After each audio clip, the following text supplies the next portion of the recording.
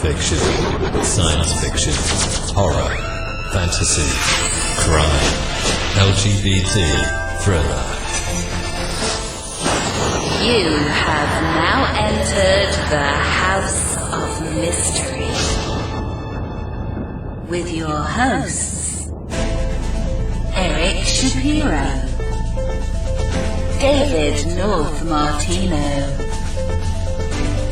John Copenhaver, and Al Warren. Heard on KCAA 106.5 FM Los Angeles, 102.3 FM Riverside, and 105.0 AM Palm Springs.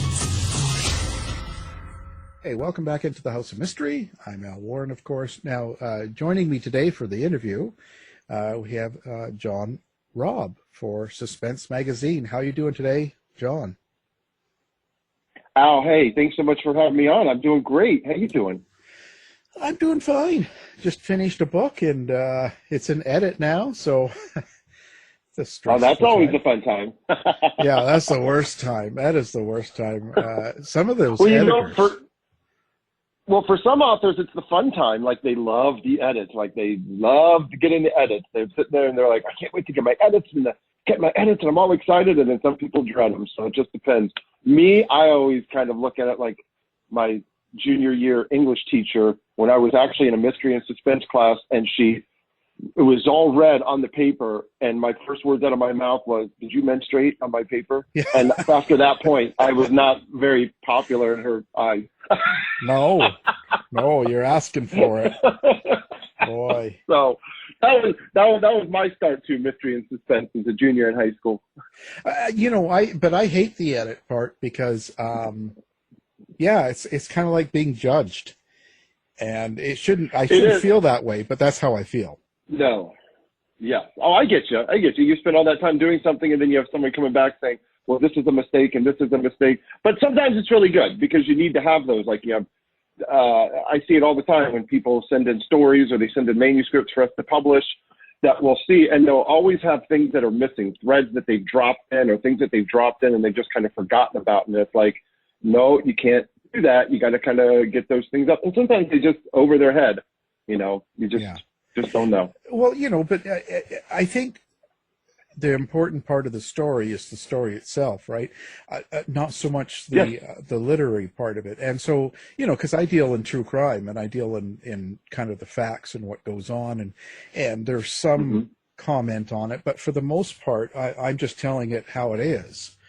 Right. So, sometimes the editors are, I'm complaining. Oh, yeah. So what Nothing wrong with that. No, but what goes on? So now on Suspense magazine, you take articles from people. Is that how it works? Well, so Suspense magazine, we basically take articles, we take short stories, if things want to write, if people want to write, authors want to write, they want to see something and they want to get it out. Yeah, they can easily just submit it over to us. They can email us at editor@suspensemagazine.com. We look at everything because we love the content. So absolutely, people can send in those kinds of things all the time. So where did the idea come for the magazine? Where did it come from? Well, that's funny. That's a funny story. Actually, I was sitting in bed one night with my wife, and she's a huge reader. She's probably read 8,000 books in her lifetime. She read all the time. She just reads all the time. And we would always go to Barnes & Noble. And Barnes & Noble, before we got into this, they would always have the front display. You would see the same authors like over and over. You kind of go back in the stacks. You're not really sure who to get. And so I was like, well, let's look. I'm sure somebody has something out there. We can find some new authors. And I found myself going to like all these different websites, like 50 to 60 to try to find something. So I sat down, I said, we should build something that kind of puts everything in one area so people can, go to one place to find new authors, to find new books and to find new things. And that's kind of where it happened, was where Suspense magazine came from. It was a magazine back in the 20s, and then it kind of revised itself a little in the 30s and then the 50s, and then it just kind of sat there and didn't do anything. And the website was open, and I just grabbed it, and we just kept it. So we've kind of kept it going the longest of any running Suspense magazine in the past, but we're not associated with anything in the past. just the name in general, we've had it running for the longest time now. So what do you think? So how do you think that is? And how is the publishing world different now? And well, we know how it's different, but do you like the way the publishing world's going or not? Well, we also have a publishing company called Suspense Publishing, where actually in November we're putting out an anthology called Nothing Good Happens After Midnight, which is with Jeffrey Deaver, but it also has authors in it like Linwood Barkley and Reese Bowen and Heather Graham, Alan Jacobson. We got a whole bunch of authors in there. We got 13 of them. And so that's what we kind of did, the publishing side, what we have going on. As far as like what we see with the magazine, the publishing, it is a little bit on the different side than when we first started out, because ebooks were just coming up. They were just starting to come out. You just started kind of seeing people bringing that stuff out, but you really weren't sure what they were because there wasn't really a lot of readers, and the only one was really Kindle, and then Barnes & Noble tried to get in. But it's a weird time because I always kind of associate it to music. I use music a lot in my analogies because music and books kind of parallel themselves. It's just that music kind of started it before books did with like the pirating and things. But anybody today can write a book, which is a good thing, but it's also a bad thing because anybody can write a book. So as a reader, you're going out there and you're searching on Amazon and you're looking for ebooks and you're looking for something to read. You're going to find a lot of free books. You're going to find a lot of things. But the problem is you're not going to find what we were just talking about at the beginning. You're going to have to look to make sure that when these books edited, because the one main problem that self-published authors have are they don't edit. They don't either. I've had people say they don't believe in it. I've had people say, oh, my mom read it and thinks it's great. Well, you're not. I've had people, say, well, I've had beta readers read it and they think it's wonderful. I'm like, yeah, they're your friends. You need to find an editor that you're paying that doesn't really know you and has no problem in telling you whether your book is good or bad or not and what you need to do to fix it. That's where an editor, a really good editor, comes in. And a lot of people either they don't want to spend the money, which means, to me, writing is a business. And if you're an author, it's your business. And you're either in it to sell books and make money, or you're in it as a hobby. If you're in it as a hobby, then yeah, you're not going to spend the money and probably get it edited and just throw it out there and see what happens. If it's a business, you have to invest in yourself. Everybody will tell you, from Bill Gates to Warren Buffett, whoever you want to listen to, investing in yourself is probably the number one greatest thing to do. So if you really want to treat it like a business, you have to have a business plan. You got to sit out there. I need to get it edited. How am I going to market? How are you going to do certain things? Because writing the book is the easy part. The hard part today is getting someone to read it and buy it. And that's where you should focus a lot of efforts, outside of writing the book. That's how publishing has changed a lot. When you have authors like, Sandra Brown, and what Lee Child would do, or Jeffrey Deaver, or all these, they're all out there self-promoting themselves. They don't have a lot of backing behind publishing houses, because to pull the curtain back, when we found out, is Barnes & Noble, when you go in, all that stuff that you see at the front, that's all paid. Right. Publishers pay to have those books up there. Well, why do they do that? Well, because you're going to buy Jeffrey Deaver, you're going to buy Clive Cussler, you're going to buy James Patterson. They need to make their money, so they put those books out front. Where you're not going to have is, let's go find Al Warren, let's go find John Raab. Well, I always tell people when they're like, well, I want my book in print and I want to get it in Barnes & Noble. And I said, that's great. But here's the thing. How often do you walk into a Barnes & Noble and walk around for an hour and a half looking at every book and searching the back to try to find authors? You don't, because it's a lot of time. You kind of let Barnes & Noble tell you the things, and you pick up the books and you find them and you go to the ones on the table. But we're going to end up in the stacks in the back. And that's what we need to find. So I try to tell people, if your book is printed, that's wonderful. But in today's day and age, if you really want to make a business, the best way to do it is the ebooks. And you need to market that way. You need to market electronically. You need to get your name out there, because you're not going to do it by doing book tours. You can do some on conventions, but a lot of those don't have a lot of fans. It's just a lot of other authors. Other authors are not really readers. They want you to buy their book. That doesn't mean they're going to buy your book. You need to find fans. So that's the hardest part of what I see in publishing nowadays, of course, is the marketing. That's the $1 million question. How do you get somebody to buy your book? And the problem is no one has the $1 million answer, otherwise we'd all be millionaires. Right. So that's kind of where we're sitting right now. Yeah, but then, so what do you think is good marketing? Electronically, I've done all sorts myself. Oh, anything. You think it all Anything. helps? Anything. As long as people see your name, people have to see your name and see who you are. You're going to have to go to different sites. You're going to have to do different things. You know, when your book, if you're a new author, you know, you send in your edits, you do your book, and then it's going to sit there for 6 to 8 months while the publisher is getting everything ready. That's your time to start marketing. That's your time to start getting out there and getting fans and finding groups of people that are in the same, you know, kind of genre that you're in. Finding people that read books, going out there and getting your name and talking and saying, this is what I wrote and this is what it is. I mean, I've interviewed Anne Rice, and she told me, you know, Interview with a Vampire didn't hit until like 18 to 24 months after it was out. She had no idea. She almost never wrote again.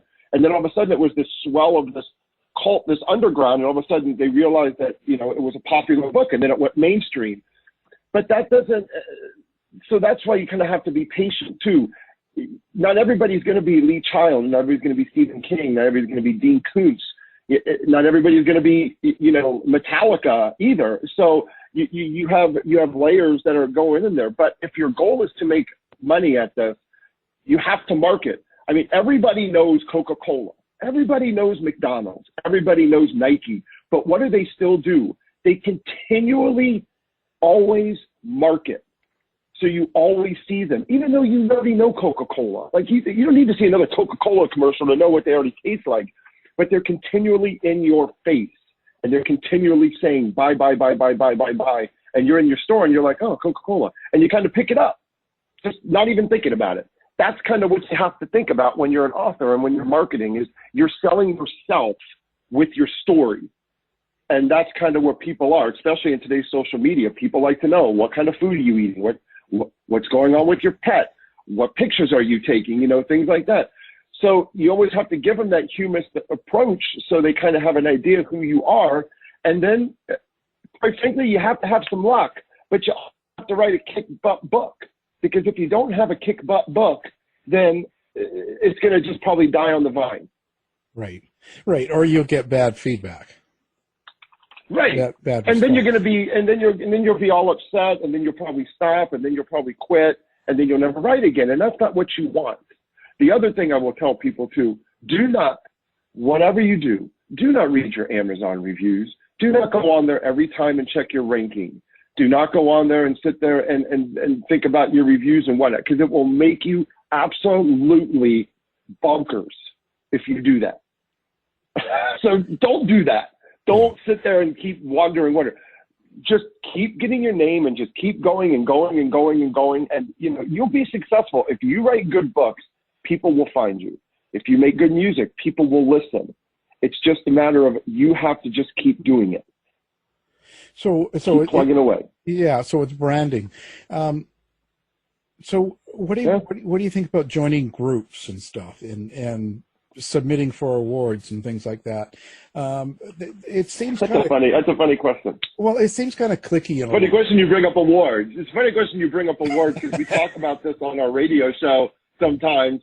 Because we have a show, because I do an interview show on Suspense Radio. You can find it on iTunes and Spotify. And my co-host Jeff and Ayers and I, you know, we interview authors all the time, and we talk about awards in one time because do awards actually sell books?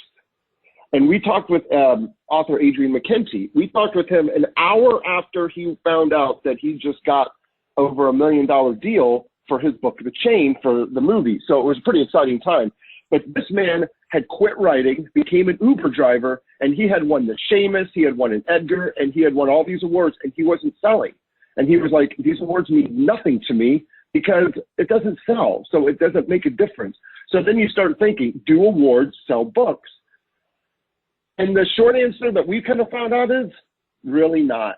It makes you feel good. You won an award. You're a winner. You're a Seamus winner. You're an Edgar winner. You win the Crimson Scribe from Suspense magazine.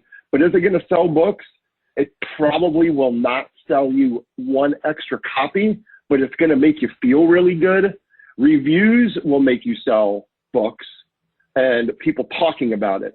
But no one really in reviews is ever going to sit there and say, oh, so-and-so won an award for his last book. I don't think I've ever seen that in a review, ever. And that's kind of what people read. So I don't, we submit our stuff because our authors like it. The things that I write or whatnot, I don't submit to awards because I don't write for awards. I don't write to win awards. I don't write to do those things. And so I don't care about awards in general, but that's just me. But really, it's joining groups is always a good thing.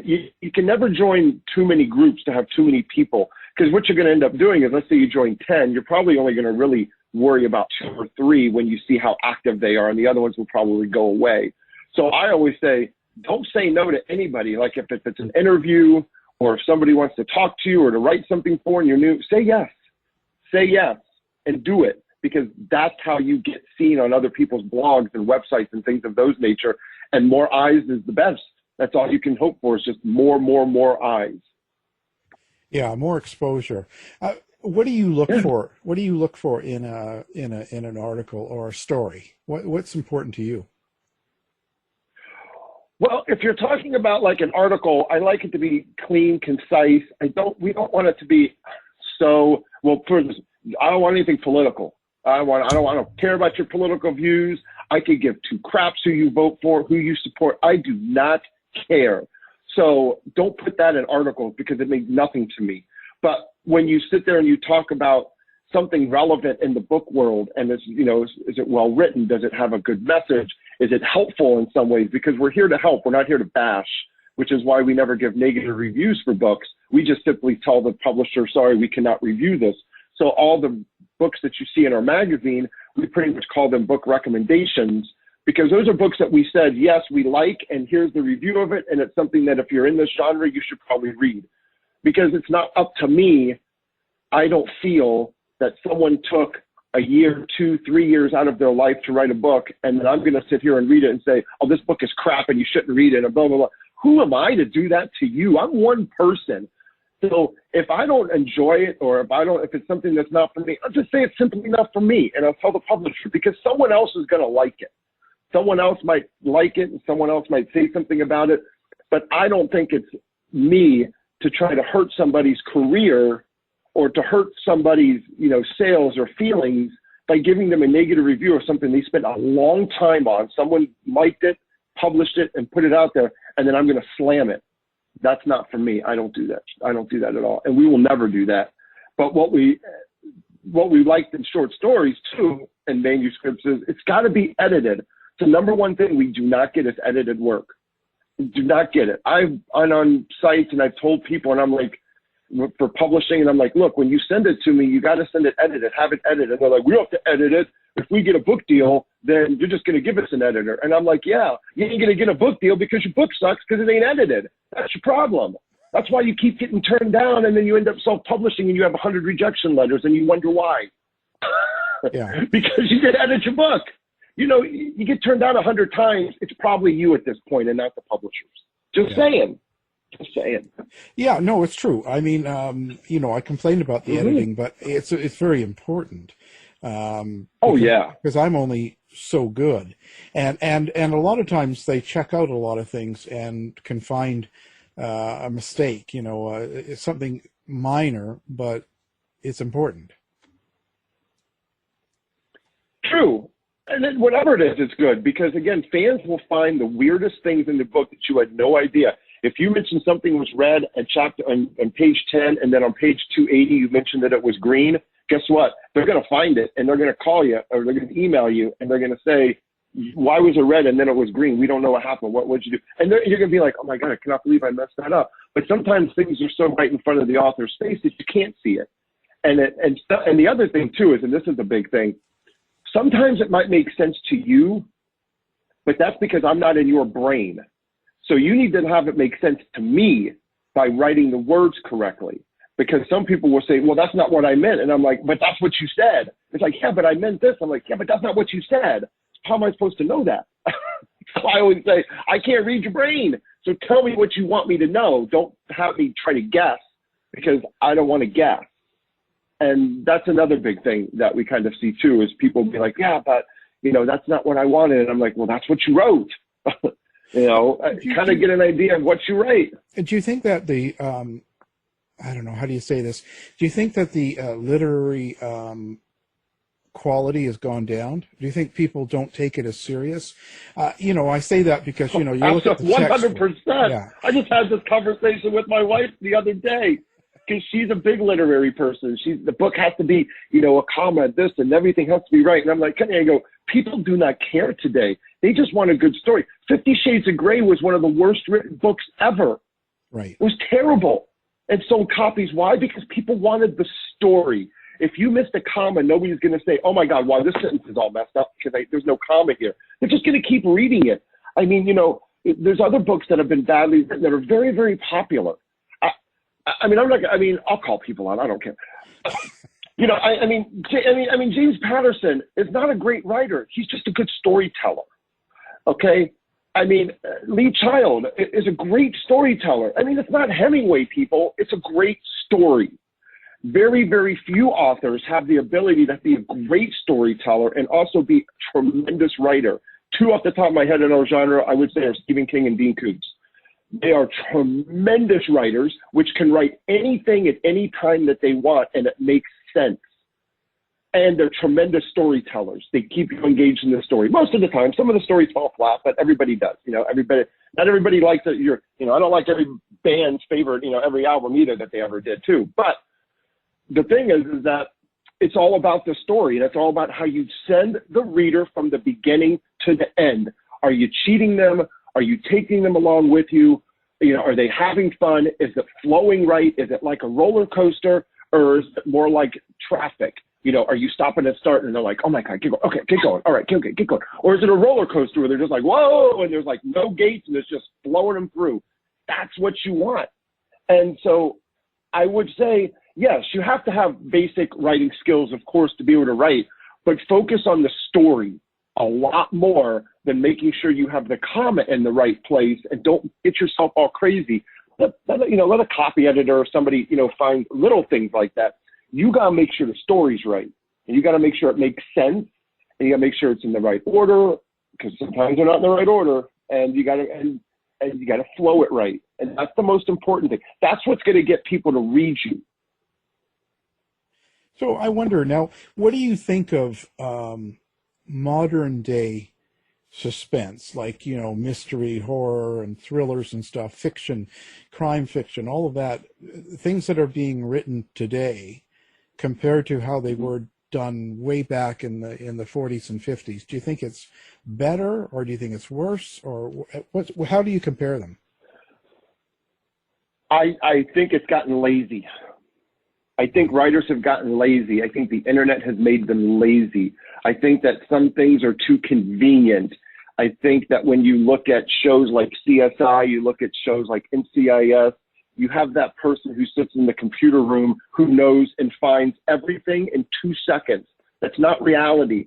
And to me, that's boring. Why? Because you no longer have a character if you do that. If the information is at your fingertips, then what is the cop really supposed to do? He just calls up, Joe in the back room and says, blah, blah, blah, blah, blah. And the guy goes, yep, here's all the information. Here's the camera feeds. I can get any camera around the world in 2 seconds and show you the video and everything.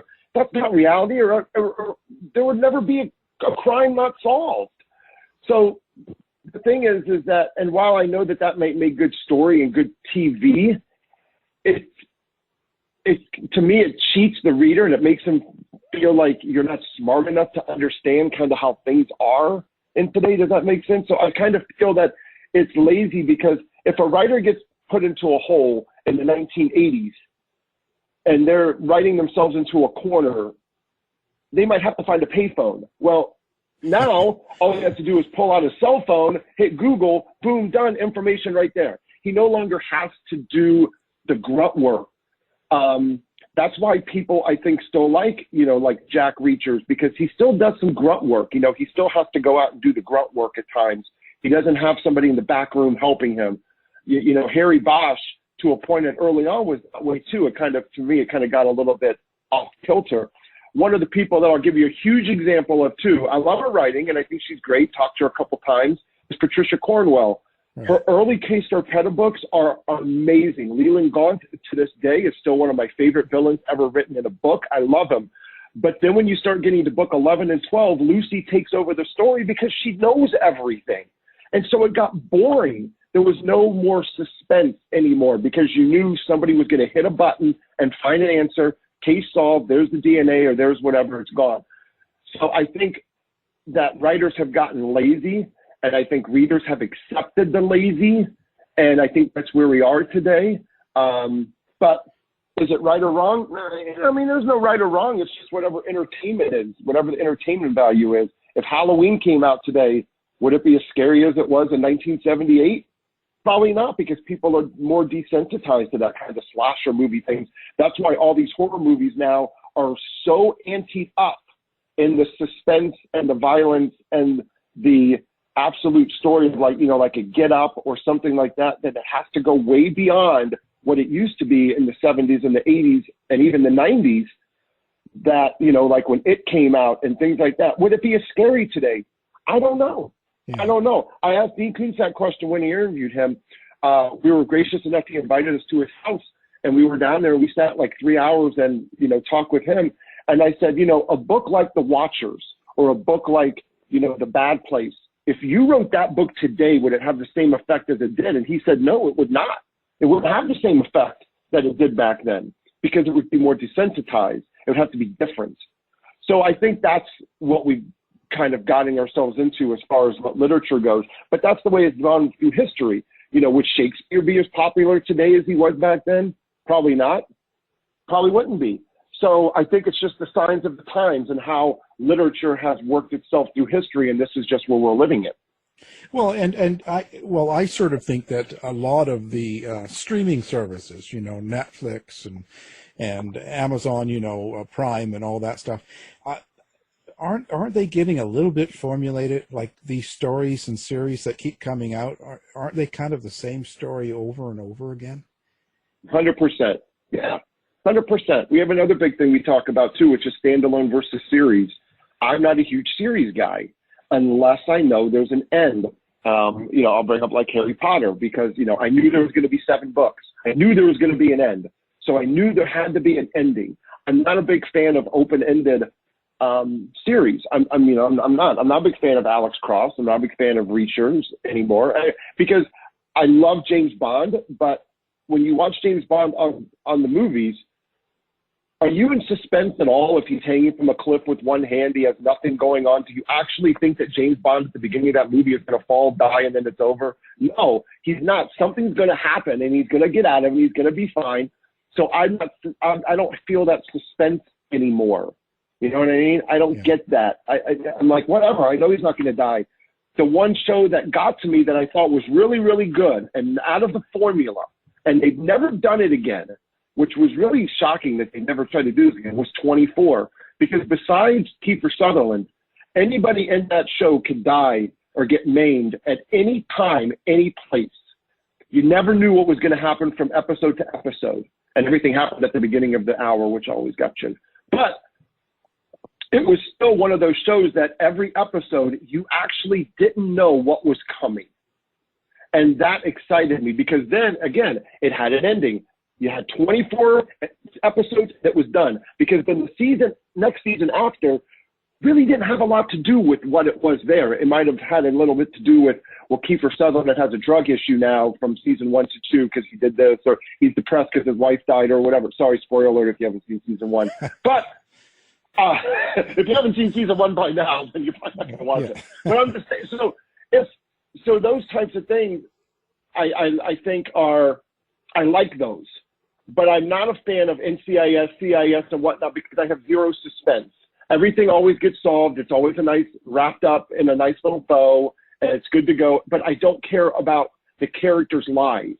That's the one thing that I'm different than a lot of people, which is why I love Law and Order, and I love Murder, She Wrote, and I love Columbo, because I don't know really 2 craps about any of their lives, except when SVU started getting into the personal stuff, I checked out because I wanted to know the story of the time, whether, we call it the freak of the week. I wanted to know that story at that time. And I wanted to be able to know that if I turn on, Peacock now, which has all the Murder, She Wrote and Law and Orders, then I can sit there and I can go to season 8, episode 4, click it, and I don't need to know anything that happened in 1 through 7 because I'm just focused on this 60 minutes. But I agree with you that these are all formulaic and they're all the same. It's the exact same formula. Get the main character, run their thread through the entire series, have a little bit of controversy going on in each episode, but it's more about the character's journey than it is about the story anymore. That's where we've lost it. We've lost the villain is the one thing we've lost. There's no good villains anymore. Right. That's the one thing that's not written. There's no more Hannibal Lecters. There's no more Leland Gaunts. There's no more Sanjays that James Patterson wrote way back when. It's now all about the hero. But the books are made with the villain because the tension, when people always say, and I'll give you a thing for authors, is a big thing. You have to create tension on every page. There should be some kind of tension. Well, that tension comes from the villain.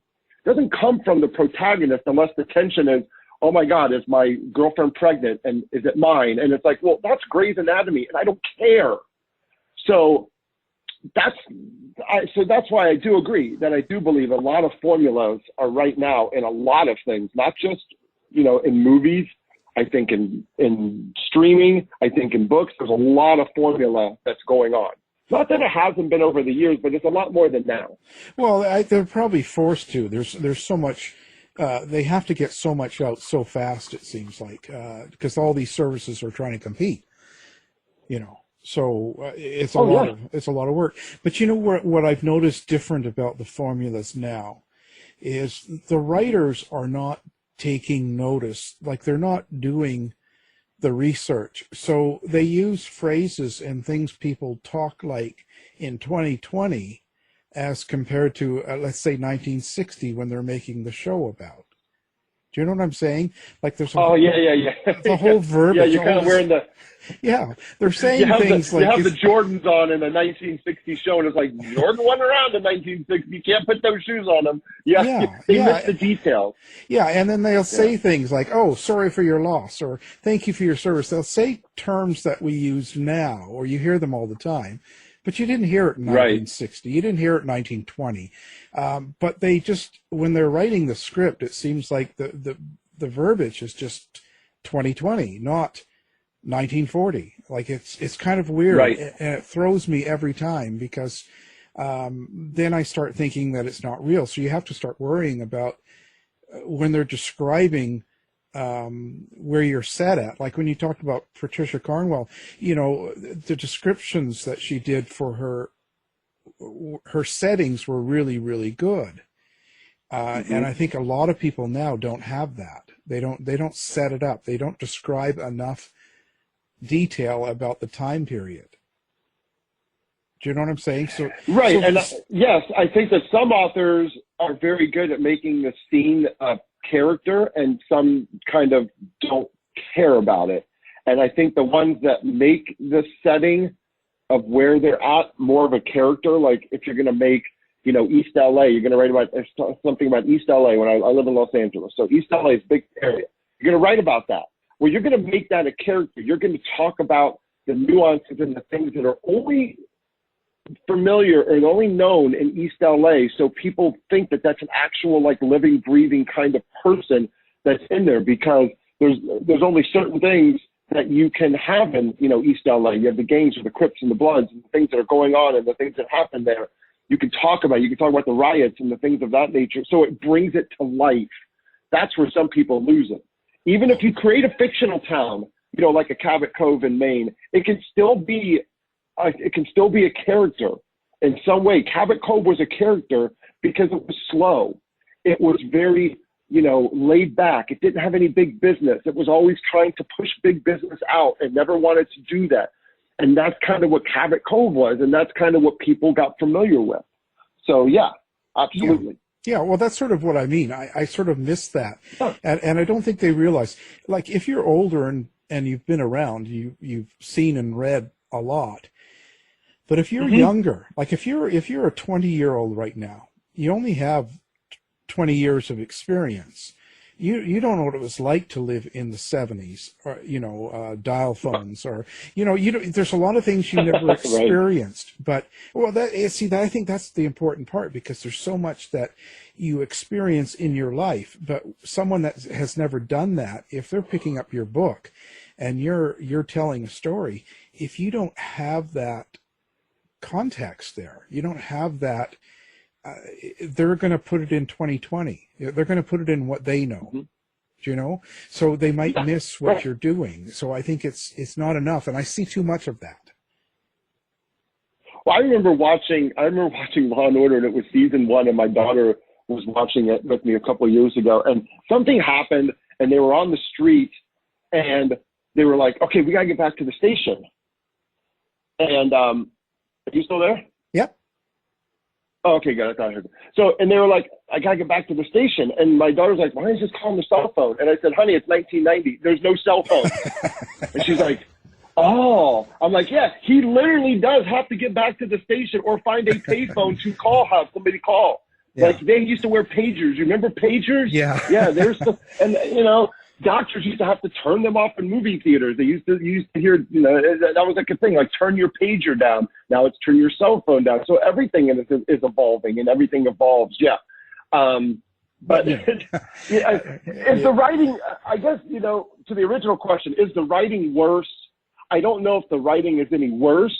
I think it's different, but I do agree, but I do stick with my lazy. And I think that you said the same thing too, is they're getting lazy and not researching what it was like in 1960, not researching what it was like in, 1970, because 1970, I remember, was a very hard time. I was born in 1970, but coming from like the 8, 9, 10 years old when Carter was president, that was the huge energy crisis that was going on. I remember having to wait in line with my mom for like 2 hours to get gas. Right. That's what was going on. It was so much unrest in the country. I mean, Detroit was called like murder capital or whatever. Cleveland was the biggest auto place where people were stealing cars. I mean, it was amazing stuff that was going on. But if you didn't live it, you have to talk to people about it that were living it to kind of get the sense of what it was, what the people were like. The other thing that was funny too, of course, there was no social media. So you really didn't know anybody's political or religion background unless you, oh my God, had to actually talk to them. Like you had to pick up a phone or look at them in the face and be like, "So who do you think you're going to vote for this year? Like in 1980, Reagan or Carter or John Anderson? Who do you think?" And you actually had to talk to them. Now you just go on, Facebook, you go on Instagram, you go on Twitter, and you see 10 million people's opinion. But you didn't have that before. So that's different. That's a big different thing. Well, and there's a lot of the internet's been a series of a lot of fake information too, right? There's a lot of of course, formulate it, you put it out there, and even if only a certain percentage believe it, that's good enough. And that's not just politics. They do that in everything, right? It doesn't matter. There's money to be made by sending out stories, I guess, and it's crazy, but that's two-sided, because like you said, there's a lot of lazy journalism going on, where people just open up Google and then they print the story. They don't really go any further. And I see that even in crime books and stuff, and true crime ones too, because people they actually don't go to the town. They don't meet the killer. They don't go out and meet victims. They don't get involved in the story. They just look through articles online and then put out a book. It's not enough. Right.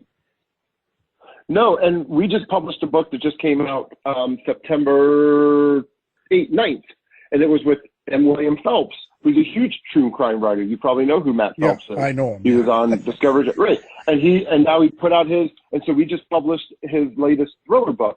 It's his first. He marketed as his first fiction thriller book that he's written. So we just published that, called The Girl Left Behind. But yeah, so he's going from true crime to fiction, and he's a huge research person. I mean, he was, did ID Discovery Channel. He did that Dark Mind show where he was on site talking to the serial killer on the phone and doing the thing.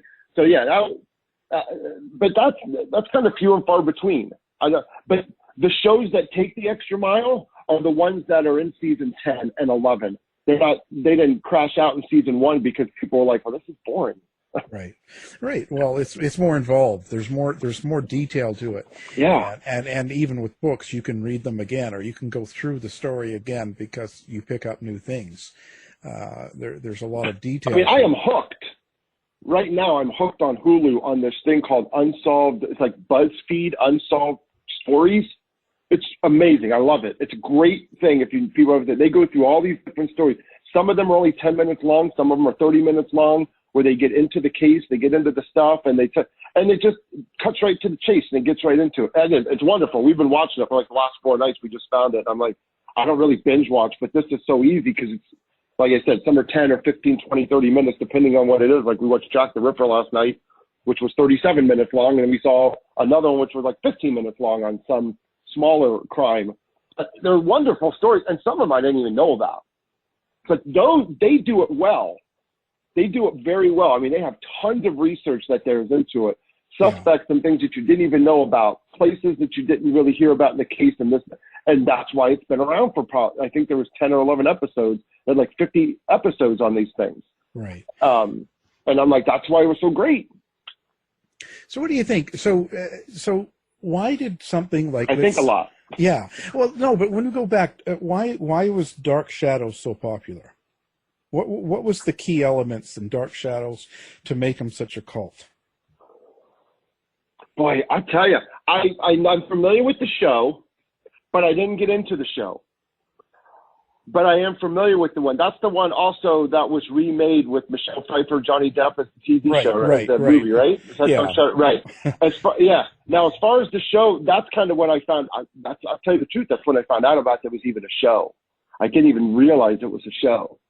So I'm not a big commentator on that one because I don't know that one as well. But here's the thing that was more set like the Edgar Allan Poe style, I would think, right? That's kind of what it reminded me of a little bit. It's kind of that kind of vein, very dark. But the thing about those shows I think, was the plot was a lot more intricate than it is, like I said, than it is today, where today it's like more about how intricate can you make the characters. Right. Well, when they made that, what I think. Well, because when they made that in the 60s, and they had like 2 cameras in a room, so those actors and the writing had to be good. You had to have it work, otherwise it wasn't. You weren't relying on effects or action. You were stuck in a room, and you had to make what you say work. Right. And I don't think the writing was lazy as much as it was back then. I think people were more put their foot to the fire to make sure that things were either funny or they worked, or they were very convincing and they worked. But today's day and age, it's almost like this, like if you're stuck and you don't need a joke, all right, do a body function joke, make him burp or fart or do something, and we'll just throw it in there because we don't know what else to do. It's kind of like, here's a good analogy. I'll give you a great analogy where I think the writing has really gone off the rails, is like the show Lost. That was a perfect name for a show because they were completely lost. It was very popular at the beginning, but then when you kind of got over the fine, we finally know everybody's background because that mattered. Now what the hell is on the island? And then it turns out that they were all dead at the beginning. Like they sat there in that room and figured, we have nowhere else to go. We wrote ourselves so badly into this hole. We have to come out and say the whole thing was a dream. Yeah. When you do that, that means we had zero ending for this show. We had no idea what to do. The other ones that get on my nerves, and I'm going to bring this one up, as like Heroes. And the only reason I say is because these are shows that ask you a question. And I like Blacklist. Blacklist was a great show for this one too. It asked you a question. Who is Reddington, and what is his relationship to this FBI agent? Why does he want her? Well, once you answered that question, what was left of the show but just another crime show? There was nothing else there. You answered the question, who he was to who she was, and what the relationship was, and there was just another crime show that just went way off the rails. Like what it's like today is nothing what it was like when it started. It's not even in the same ballpark of what the show is. Two totally different shows. So it's almost like they have an idea and they're trying to catch you into this idea like, oh, the guy he's this FBI agent and why is he with this, serial killer looking guy? And what does he know? And blah, blah. And then you find out and you're like, oh, okay. But they're hoping that you're so entrenched in the show that you keep watching. And I'm like, yeah, I'm out. I'm done. I don't care. Heroes was the same way. At the end of season 1, when you stop the nuclear explosion, sorry, spoiler alert if you haven't seen it. When you stop the nuclear explosion at the end of that book, that was what their goal was. What was left from that point forward? Now that you accomplished that number one goal that they were supposed to do, well, then it went to season 2 and season 3, and no one watched because it was stupid. Right. Because the characters got stupid because they didn't know where to go from there. So sometimes networks do themselves an injustice because the show gets popular and then they try to keep it running when really maybe it's just a one season show and the story's over. Sometimes that's all there is to the story. There's no more. That's it. Yeah. Overkill. That's where the editing has to come in. But they can't because they need to make the money. Instead of telling those writers, you guys just did a great show on Heroes, write me another 24. And give me another 24 episodes for something totally different. And you know who did that one right? Was American Horror Story. Right. They did it right. They said, that's the story. That's it. The season's over. We're going to give you something else next season. And right. People love it. And it keeps going. But no one picked up on that kind of story and that kind of show because that's the only one out there that I know of. Could be wrong, but I know of that does it that way. Yeah. Yeah, and some things don't translate well. I mean, the zombie apocalypse 2 thing now, talk about overkill. It's like vampires. It's overkill. It's too common and it's too easy. Right. Right. I mean, who wrote it way back when? George Romero, The Living Dead and this and that. I mean, it's been written 10,000 different ways, but it all ends up being the same thing. It's always some kind of disease or radiation that turns them into bloodsuckers, and then you're just killing a bunch of zombies. Yeah. That's basically what ends up being. Yeah, it becomes gore. Perry Mason. Have you seen Perry Mason? Have you seen the new one? I've not seen the new one. I've seen all the old ones. I've not seen the new one. Someone told me, and I just because there's so many things to watch and read and do everything else, that it's supposedly a prequel to before he became like Perry Mason. Is that right? Yeah, it's the original. It's the original cases. So, like. But there's no Paul. Yeah, there is. Well, you just have to understand. If you read the original ones, the characters grew into who they are on the series from the 60s, but they cleaned it up a lot on TV. Like, Raymond Burr and all that was all cleaned up. But there's a reason why him and Della and everybody had their position that they had, or a situation. It's because they had their own things going on, and it wouldn't be acceptable in the 60s. Right, because Della is a lesbian, right, and it's not something you do in 1960 on TV, right? So they made and that's funny because when I was first watching it, I never knew that. Yeah, and well, see, they had to clean it up, and actually, in Perry Mason, it was before he was a lawyer, but he becomes a lawyer, but he's the detective at the time. But he got kicked out of the army for having a homosexual affair. He had one of the stars, so. Now that's kind of funny since Raymond Burr was gay. Yeah. And no one knew it when he was in the show. So it's kind of unusual. So in a way, when you go back to the original and then you see Raymond Burr's version, you realize why they always just have Della and Burr sort of flirting, but there's never any relationship. Do you know what I mean? Like they don't I gotcha. They can't go down that road. Because they always remind me more of like brother sister sometimes at times, really. Yeah, and I think that's kind of how they had to. Well, they had to play it that way because they weren't going to be. So the new one, is a really well cool. done. I'll check it out. Yeah, you should. There's some, you understand the characters better when you get through that. You'll understand, because I watched the 60s series as well, but you'll understand who these people are better than what they showed you in that series. Because, you know, that's one of those series where you realize you went through all those years of Perry Mason and you never really explored those characters. You know what I mean? No, it was because it was more about just the case of the week. Right. And it was, you know, can you get him off? And he only failed once.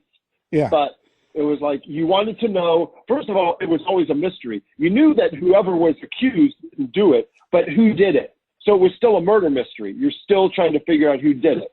And that's what I love. That's what I always, Matlock was like the new Perry Mason version. Yeah. And I loved it. I loved Matlock. It was the same way. But you see, there's a way of doing that where you don't even have to, you can watch 10 years of Perry Mason, but at the end of it, you don't know him much better than you did at the beginning. Nope, I don't. And sometimes that was refreshing for me, just because I'm like, but you know, I just thought it was, I never really thought about it because shows were never written that way when I was watching shows. Yeah. Unless it was something, you know, I guess it kind of started more in the 80s where it was more like Cheers and places like that, where there was some of those underlying themes that would go through those shows that you were watching. Yeah. But they turned it into comedy, or they made it something that was, they made it funny. You know, it was a funny thing of like, why? And they kind of did it with Moonlighting, and then they jumped the shark when they kind of had them sleep with each other, and then they tried to play that one off as a dream, and it's like, what's with you dreams, people? Too many dreams going on. Right. That's the quick option. You need to get out of it while it's a dream. Quick one. Yeah, I tell you. And I will say one thing, and Stephen King pissed me off in The Stand. Yeah. And I'll say that. I think he got lazy when he was just like, screw it, just light the bomb and just be done with it.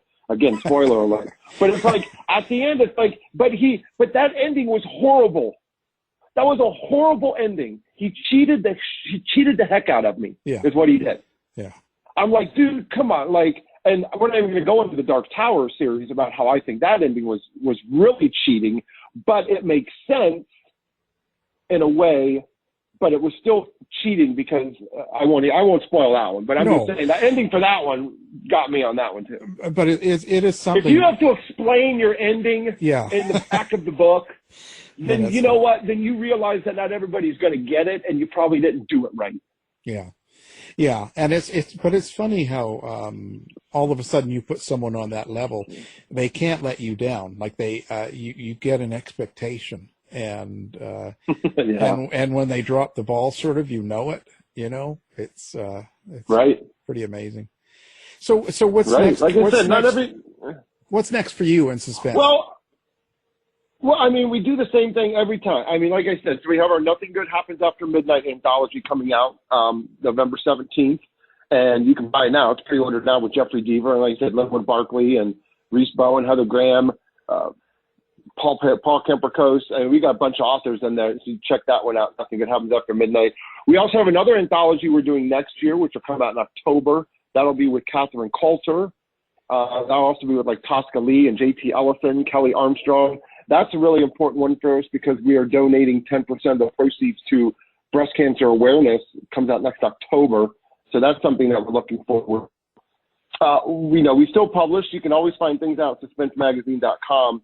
But, you know, our magazine goes out. We're probably going to do a little bit less PDFs and more information daily on the website. So things will be updated more daily instead of the, PDF that we send out 5-6 times a year of our magazine that goes out and does that. So we're going to try to do that. Might change a little bit, but we're just trying to evolve and get as much information as we can to people, read as many books as we can, do as many reviews as we can, and just try to find as many, fans for authors that I guess don't have as many fans. We started with the premise of give every author a voice because not every author has a voice, to try to give them a voice to find new fans. And that's kind of what we've tried to keep doing. So any authors that are looking to, submit an article or want to write a short story, or any aspiring authors, or even if you are published and you have a new book and you want to send it, editor at suspensemagazine.com, which is my direct email address, is the best place to start. And you can send it to me and I will send it out to our review team, or I'll always get back to you and always let you know. But that's kind of what we are. I mean, we're just trying to, the suspense, mystery, thriller, horror genre is so big, to try to put it into one little place is ridiculous. So we just want to be one place that you go, because we know that you need to go to several. We just want to be one place, and hopefully you find out, 75% of your information there, and you go find 25% someplace else. But that's kind of the goal, to just try to give as authors and readers and fans as much exposure to the genre as we can. Fantastic. Our guest has been Johnny Raab, Suspense Magazine. Thank you for being here. Thank you, Al. You have a good one. I appreciate it. To find out more about our show, guests, or to listen to past shows from our archive, please go to www.houseofmysteryradio.com. Show's over for now. Was it as good for you as it was for me? Well, good night. This has been a production of Something Weird Media. I'll be back.